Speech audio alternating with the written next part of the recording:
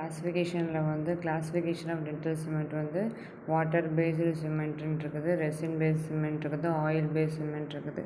Water paste cement வந்து GIC, அப்புறம் அதுக்கப்புறம் வந்து பாலி அக்ரிலேட், அதுக்கப்புறம் வந்து ஜிங்க் பாஸ்பேட்டுன்னு இருக்குது. ரெசின் பேஸ்ட் சிமெண்ட் வந்து composite adhesive resin compomer. Oil based cement வந்து zinc oxide eugenol, non eugenol zinc ஆக்சைடுன்னு இருக்குது. இப்போ வந்து நான் யூஜினால் ஜிங்க் ஆக்சைடு இருக்குது. ரெசின் பேஸ்ட் சிமெண்ட் பற்றி பார்க்க போகிறோம். ரெசின் பேஸ்ட் சிமெண்ட்டில் வந்து இந்த காம்போசிட் வந்து அட்கசிவில் வந்து பாண்டிங் பண்ணக்கூடியது வந்து காம்பவுமர் பண்ணக்கூடியது. பாண்டிங் பண்ணக்கூடியதில் வந்து க்ரௌன், வெனியர்ஸ் இதெல்லாம் வந்து ரெசின் பேஸ்டில் இருக்குது. காம்பவுமரில் வந்து ஆர்த்தோடான்டிக் பேண்ட்ஸு அதெல்லாம் வந்து காம்பவுமராக வந்து யூஸ் பண்ணுறாங்க ரெசின் பேஸ்ட் சிமெண்ட்டில். இந்த ரெசின் பேஸ்ட் சிமெண்ட்டில் வந்து பேஸில் வந்து வாட்டர் இருக்குதா, பேஸில் வந்து வாட்டர் பேஸ்டு சிமெண்ட்னு இருக்கா.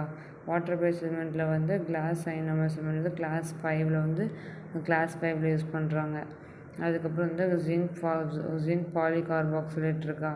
இது வந்து அதுக்குமே ஆர்த்தோடான்டிக் பேண்டுக்கு யூஸ் பண்ணுறாங்க, அலாய் ரெஸ்டரேஷன் பண்ணுறாங்க.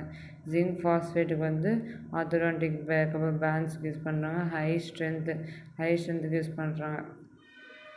ஆயில் பேஸ்டு சிமெண்ட்டில் வந்து zinc oxide high strength bases, அதுக்கப்புறம் வந்து provisional restoration, root canal sealer, gingival tissue packs, அதுக்கப்புறம் வந்து ஜிஞ்சேவல் ட்ரெஸ்ஸிங், அதுக்கப்புறம் நான் ஜிங்க் யூஜினால் ஆக்சைடுன்னு இருக்குது. அது வந்து ஆயில் பேஸில் வந்து ப்ரொஃபஷ்னல் ரெஸ்டோரேஷனில் வந்து பண்ணுறாங்க.